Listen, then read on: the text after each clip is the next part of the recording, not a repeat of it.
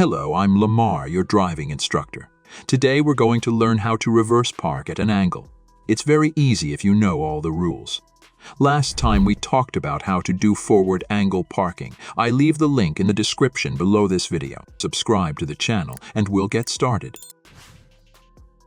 Please note, when selecting the starting position for parking, it should be taken into account that the vehicle is more maneuverable when moving backwards. Therefore, you can easily park in a fairly narrow part of the road. However, the further away you are from the parking space, the easier it will be to park. Okay, step 1. Find an available parking space. Step 2. Take the correct position on the road.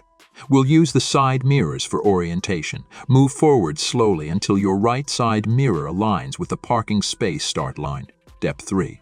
Be sure to turn on your right turn signal so that other drivers know what you will do next.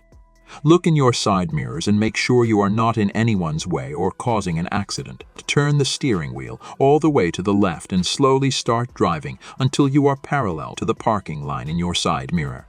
Step 4. Return the steering wheel to its original position and put the wheels straight. Engage reverse gear and reverse into a parking space.